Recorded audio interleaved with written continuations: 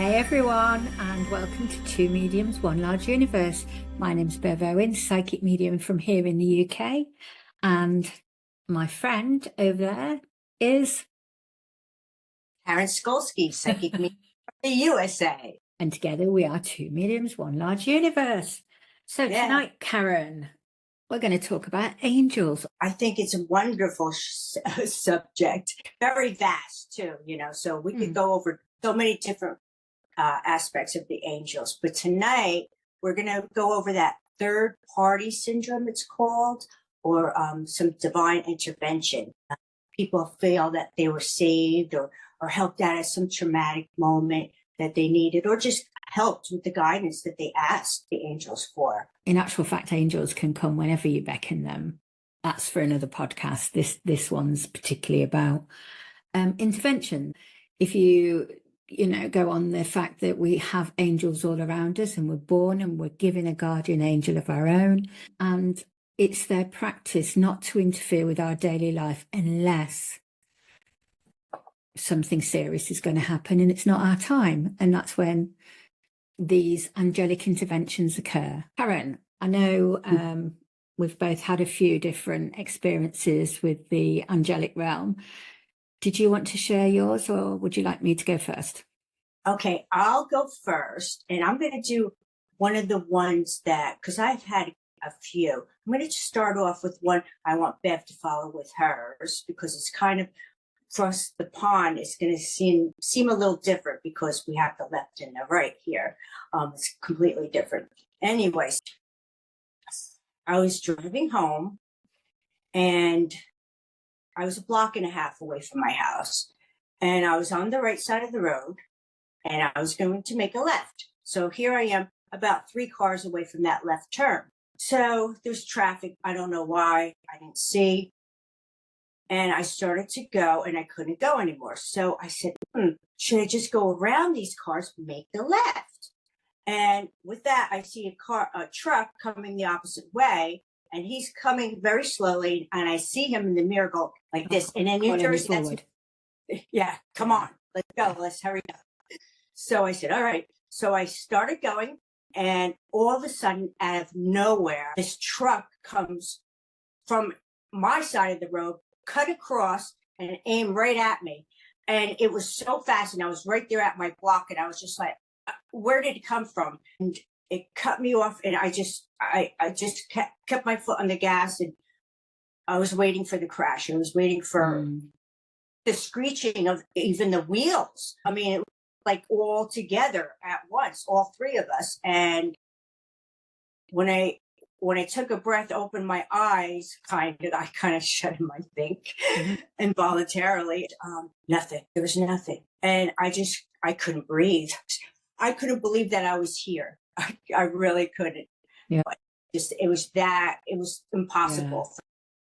Yeah, it's crazy, isn't it, Karen? And what an amazing experience for you to have. And I always ask my driving angels to help me whenever I get behind the wheel of the car. And I swear I have the best. And that's one of my... Do you think, Karen, when you ask your driving angels, do you think they're up there saying, oh, God, help us, she's getting in the car again? Or else they're like, all right, let's go. Yeah, that's true. Yeah. Well, I, for one, am glad that you had some intervention there and you didn't get squashed between 2 lorries. That's awful, isn't it? Yes. And like you say, it's very, very similar set of circumstances to a situation I find myself in. Do you want me to go ahead and share? Yes, share.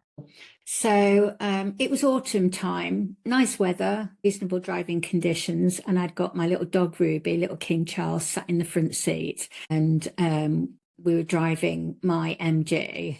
It got a soft top, but we didn't have the top down. Wasn't warm enough. And we were driving on a dual carriageway, and the limit here in the UK is 70. I was probably doing around 70, maybe a tiny bit more. This dual carriageway, this particular one, we were travelling along, and it comes to a roundabout, and you can cross a roundabout at speed, but after the roundabout ends, it's still dual carriageway, and then it changes in single.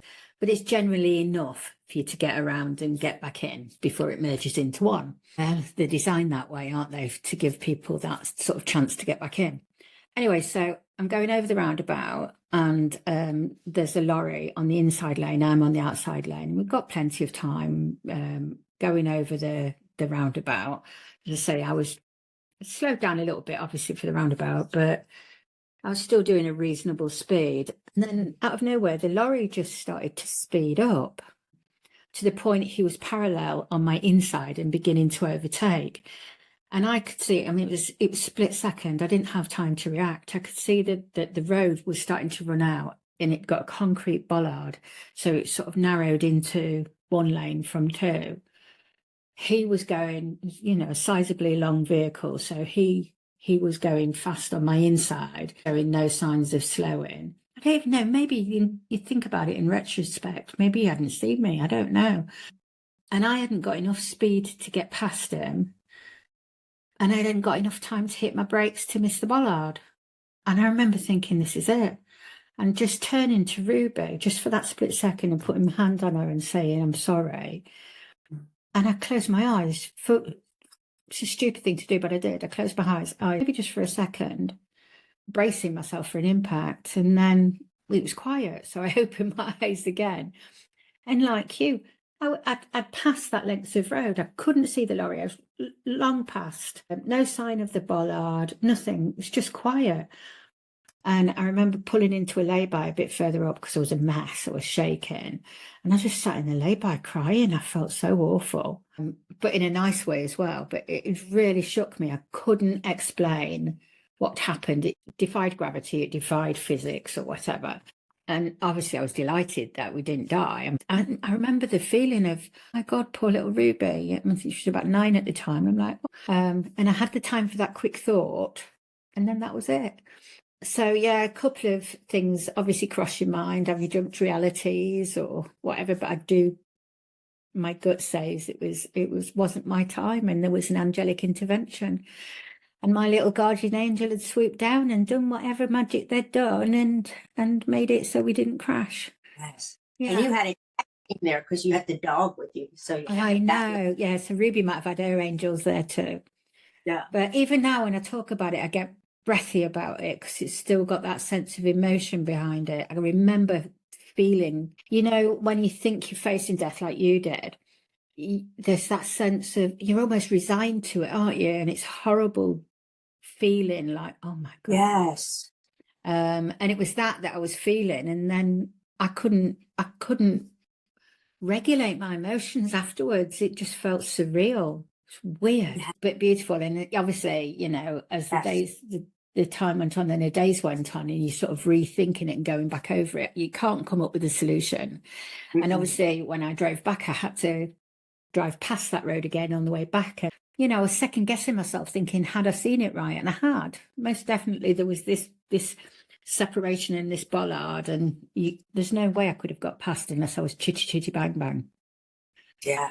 So yeah, they're amazing, aren't they? There's these angels. They hear our prayers or see our paths, even when we don't. And we don't even know how they do it. Like it could be like they pull us out of that time slip, or you know, whatever they do. Just happens. And there's stories like that over. Absolutely. There is one more thing though I wanted to quickly speak about. It's another sort of angelic experience or not. This particular day, my son had a bit of an accident, and it hit his head. I think I've told you about this, Karen. Went off in an ambulance to hospital. Anyway, so my son's in the hospital in the emergency A&E, waiting on scans. And obviously I was all over the place, as was his wife. And we were just both there thinking, oh my goodness, what's going on?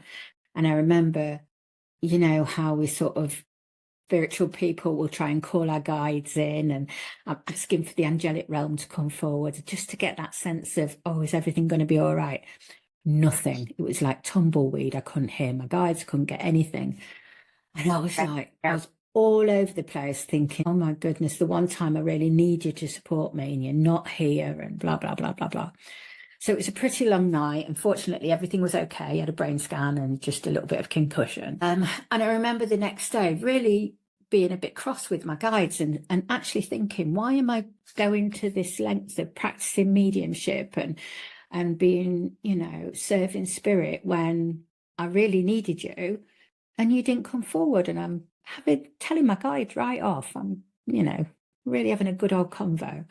And anyway, he came forward and he said to me, we were there. We were there. Just remember, you have to work on a high vibration to hear us. We were there. You just couldn't hear us. You were in such a low place. So that's another lesson I've learned, is to trust that even if I can't hear them and I can't feel them, they're there. And that's, and I said this to people often when they're grieving, don't think that your words are falling on deaf ears. It's just you're in such a low place that you can't actually maybe feel that support in the same way you would if you were in a higher place. So, or a higher vibration. I love this message for everyone to hear. Yeah. And it does make a difference. So I'd gone from like getting really ratty saying you've forsaken me and I'm not being a medium anymore, to thinking, they've actually got a point, because I know as a medium, the higher our vibration, the clearer our links. And the only way we can get our vibrations high is to be open and receptive and to be in a good space, a good headspace, which clearly I wasn't. I was all over the place. I was a right needy bear. Yeah. So it's hard, but that's another thing. I would urge people at times of trouble not to feel alone. It's hard to find that quiet place when you're very agitated and anxious. If you can, maybe even like say people hearing this will go, oh, okay, I'll remember that if I need that. Angels as well can be people. People on earth can be influenced by angels. So it can be that stranger just coming up and giving you a cup of tea, and a hug when you need one, or a smile when you're feeling low. So those things that you're not expecting, and it can come from a stranger, but it's influenced by the angelic realm. I've gone all deep and meaningful, haven't I? I love it. And there's so many times too, and you wouldn't even, think about it. I had a friend that she told me the story when she was in the hospital giving birth, and she was having a tough time, and she just, she was beside herself, of course. Some woman came and held her hand, and she didn't know who this woman was. She never saw her before. And the woman just held her hand. She felt instant comfort. And the woman told her, use your energy to push. Like, who says that, really? She said, use your energy to push. And then she started doing that, and things started getting better. And then when it happened, all of a sudden she's like, it's done. And she looked and the woman wasn't there and nobody knew who she was.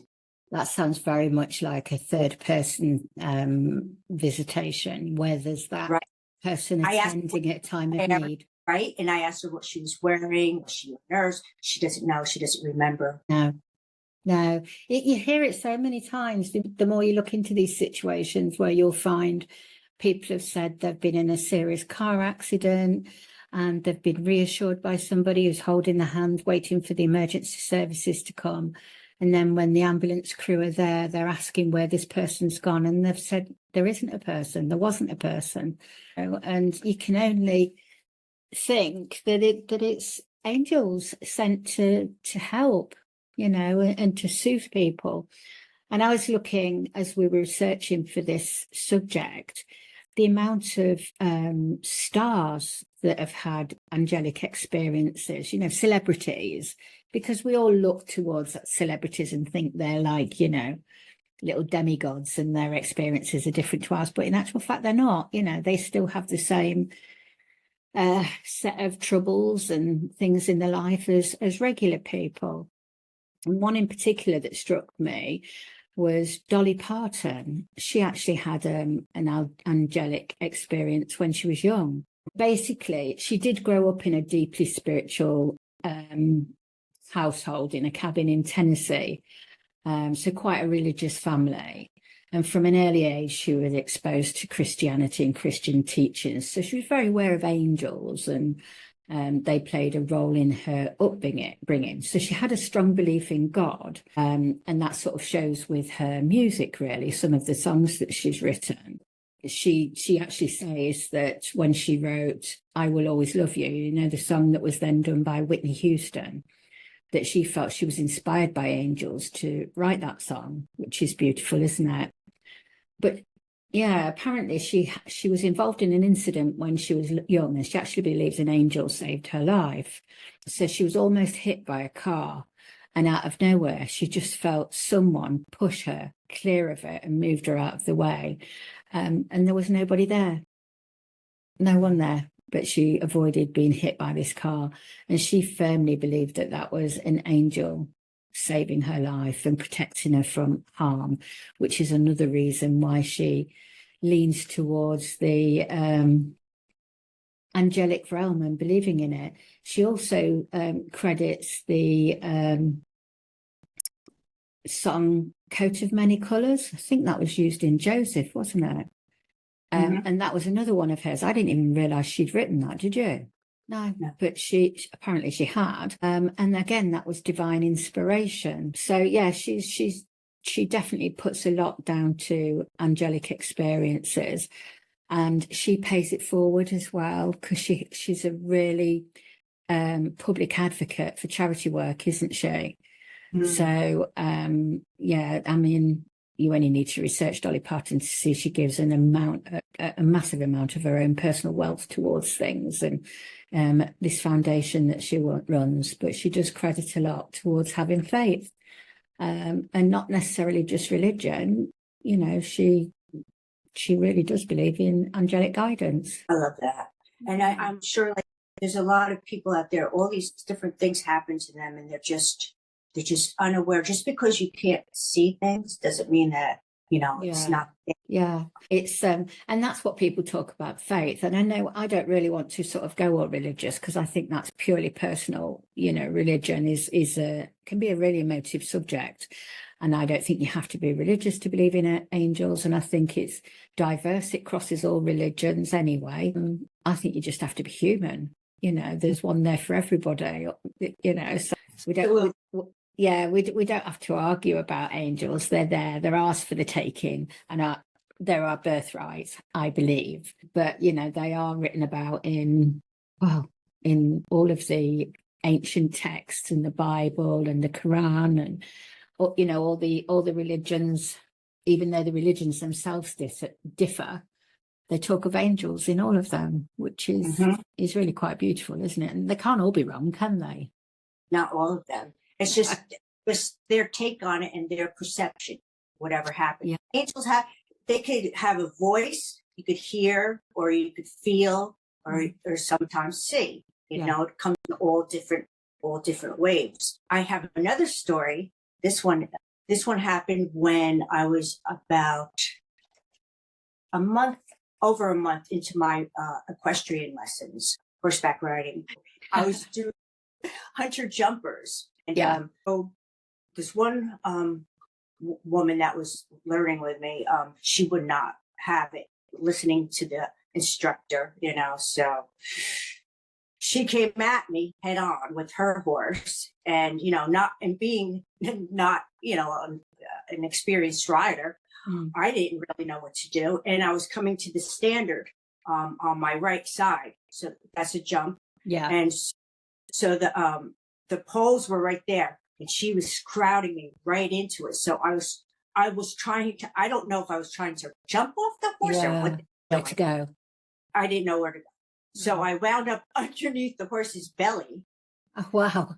And I didn't let go because I didn't, you know, I didn't want to get kicked all over. So the horse was trying not to step on me, but she was a Morgan. So she was big, elevated.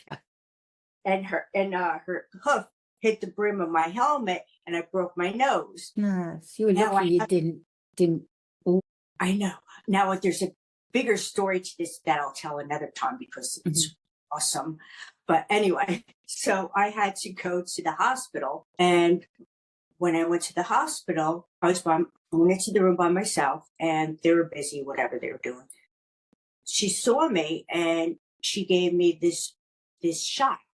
You know, it wasn't that bad. It was just swelling up. And she gave me a shot. And all of a sudden, I started feeling like something's wrong, right? and I started going like crazy, and I just started going, feeling like that's it. I'm going. And somebody said to me, "Say something really loud. Say something now." And I went. It was like slow motion. I'm like, "Help me!" And she came, and she was like, "Oh God." And then I wound up in this bed, and I had oxygen on me. I was convulsing. I had heart monitor on me. She goes, "Do you have anybody here with you?" I said, "Yes, my husband." And he came in. My face was all swollen, and I was convulsing on the oxygen. I had to think something they gave me did not. Anaphylaxis, then, do you think? I don't know. I haven't. Goodness. But she walked away, and she was leaving me there. Closed the curtain. Good Lord. Yeah, and somebody yelled, "Say something," and say something now. And that's the classic, isn't it, for that intervention? So if you were a cat, I've worked out that's at least 2 of your lives. Now you have 9 if you're a cat, don't you? Yes. Yeah. That is a pretty scary one. Like you say, you don't have time to think where these nudges are coming from, do you? You just react, which is outstanding, really, isn't it? And I knew it was important, even though I struggled to even articulate get it. I was that is exciting. So I was just having a look at a few of the celebrities that I looked at, and you wouldn't believe the amount that have a really strong belief in angels. Reese Witherspoon, Lady Gaga, Mickey Rourke. Apparently Mickey Rourke actually credited angels for getting him through his really tough, dark times, and his struggles with addiction and personal loss. And he because I think he's turned his life around quite a lot now, hasn't he? And he attributes that to angels and angelic guidance. He played Lucifer in the one movie. Well, he was also an angel, wasn't he, at one point? Yeah. Elizabeth Taylor spoke often about her belief in angels and the afterlife. So she was deeply spiritual. Sylvester Stallone, you see all these roughy toughy guys all believe in their angels. Yeah, and he says that angels have guided him through his career and his personal life.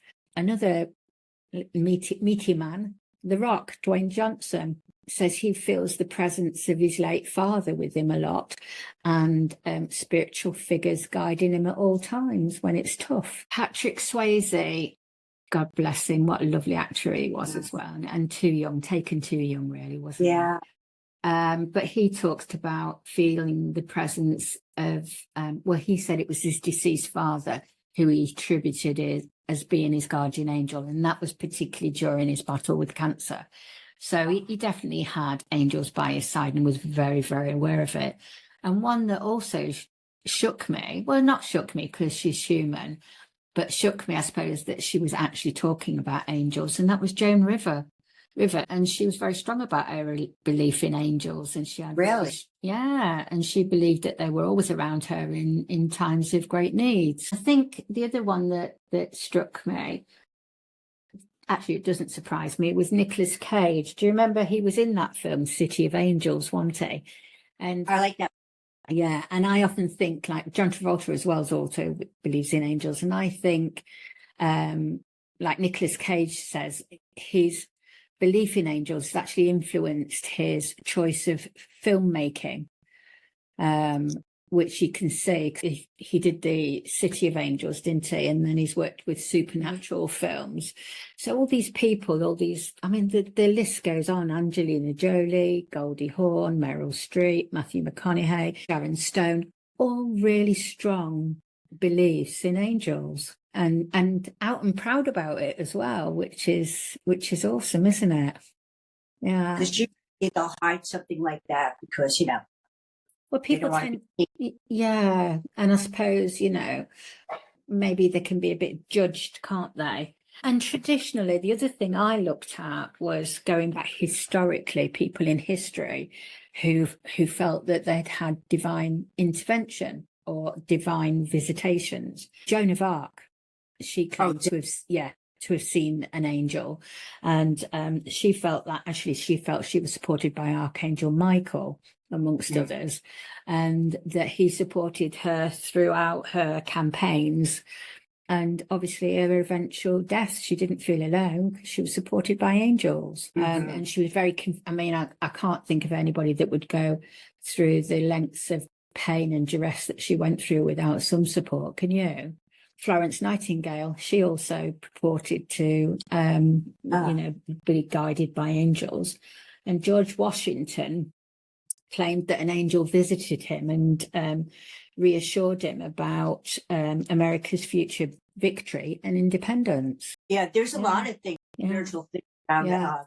Talking of the third man syndrome as well, I saw one briefly. I haven't got a lot of details, but it talked about a man who was involved in the 9/11 disaster. And this man was said to be pulled out of some collapsing debris by a mysterious figure and there was no one there, but it literally pulled him out and saved his life. So again, divine intervention, isn't it? And there are numerous stories about people who had the nudge to leave the building before it was hit, didn't they? There's all these these accounts of people that were given diversions to get them away. And again, angels at work, I'd say, wouldn't you? Yes. And sometimes I believe those diversions are them, blocking us from some kind of danger. I think that's pretty much where the angels can jump in and say, it's not your time. Otherwise, you have to ask their permission to. I also read one, and I don't know who the name of the lady was, but she'd been suffering from low mood, mental health issues, and she didn't have any family, she didn't have anybody supporting her, and she'd pretty much made the decision she was going to take her own life, which is really sad. And I think this was around the time of COVID, so there was no interaction with people, because a lot of people did suffer in that way. Anyway, she went outside onto the street, I think, just for one last look, because, I don't think she was meant to be on the street, but she wanted a little bit of fresh air before she decided to say goodbye to the world. Anyway, when she walked out of her apartment building, she actually saw a man laying on the floor, unconscious. And she was like, God, I can't leave him there. I've got to do something. She ran across to the flat across the way, who turned out to be a doctor, and brought the doctor over, and he quickly got the guy to come round. Anyway, he was a vagrant, he was a tramp, but he came round, and apparently he just turned to her and said, it's not your time. And that was her divine intervention. I know. I mean, you couldn't make that up, could you? No. And in those few minutes that she'd taken to save him, her life had turned round. Wow. I know. Yeah, it is, isn't it? And, there's so many stories on the internet. There's a lady called Anita Morjani, and she was at end stage, I think it was end stage liver cancer. She was really, really poorly, and wasn't expected to pull through. She had a near-death experience, and don't quote me, but I'm pretty sure she linked with angels and was told that she needed to come back, and she would come back. Anyway, she got completely cured of the cancer from this point of, she was as dead as anybody could be, and went on to write books and help other people because it wasn't her time, and she attributes all this to angels, as does another lady called Lorna Byrne. She's an Irish lady, and she writes about angels. She's seen angels from being a child, and they've helped her through. She's had a turbulent life, but they've helped her through it. And she teaches about angels and lectures all over the world now, telling people about her angelic experiences and how angels assist with healing. Yeah, if you like, I've read a lot of her books and they're amazing. Angels in My Hair is one of her books, and they're just lovely. Yes. And don't know someone personally that writes about angels? Mary Meehan. Shout out to you, Mary. So Mary has had some really personal encounters with Mother Mary, and she's written a lovely book, and I think she's going on to write a second one. Hopefully we can get her on here and have a talk with her on the podcast. Yeah, she's had some very personal experiences.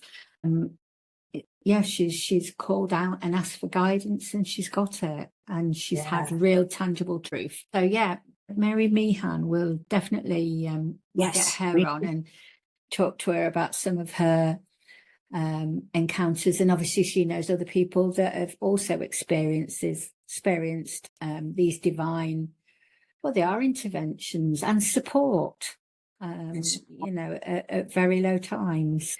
Yeah, it's amazing, isn't it?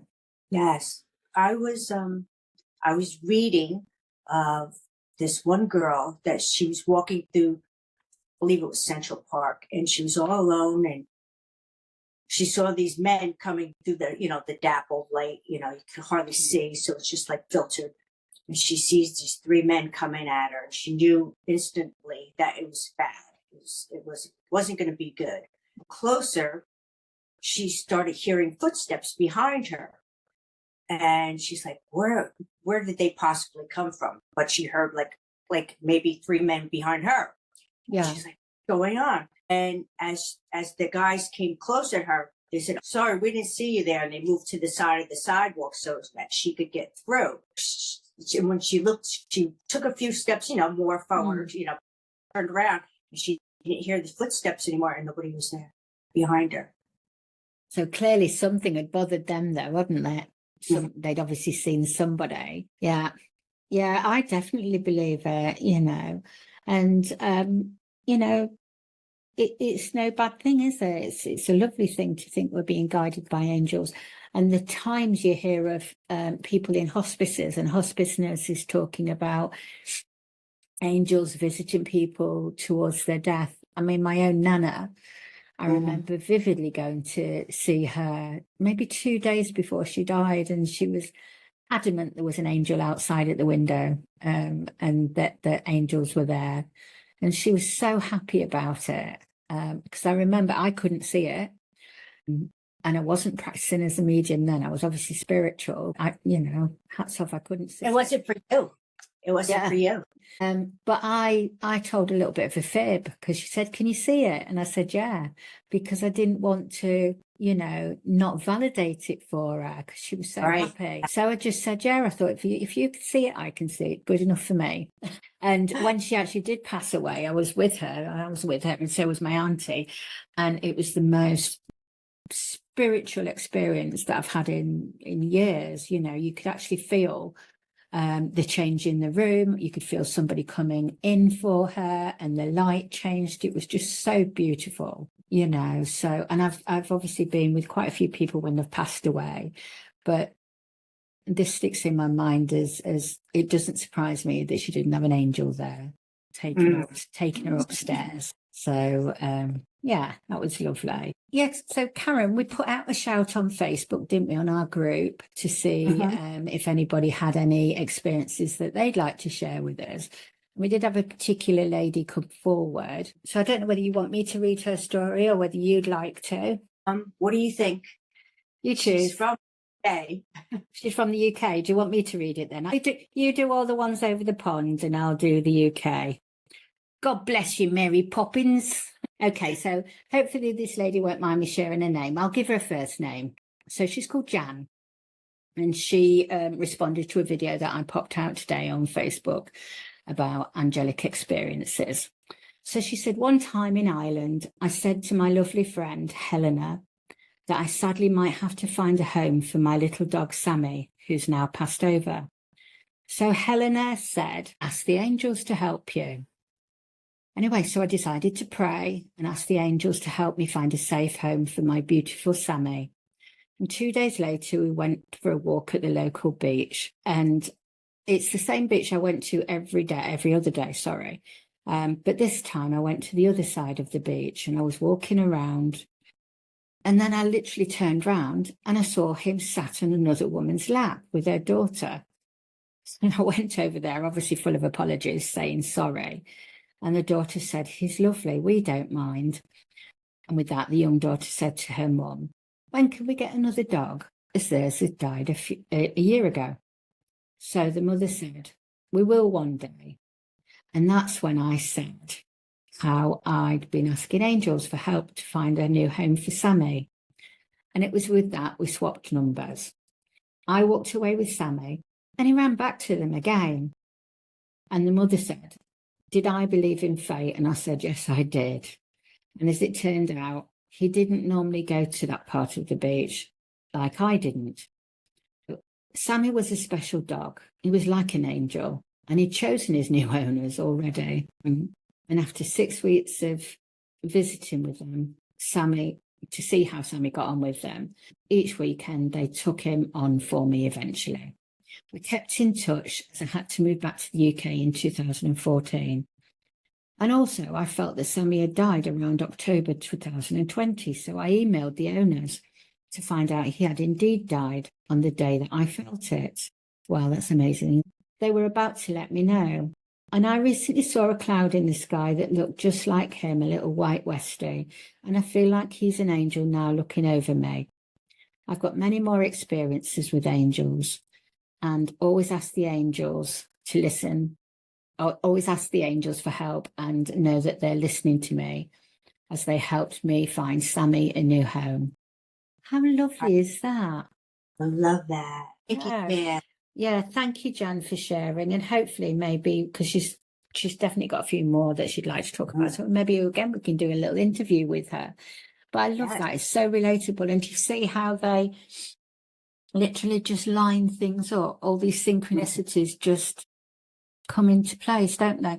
And some might call it manifesting. I definitely call it, you've asked for angels' help and you've got it. How beautiful is that? It's all over. Yeah. And the fact that she, had this bond with this little dog that she was aware when he passed. Absolutely love that. Yeah, well done. That's yeah.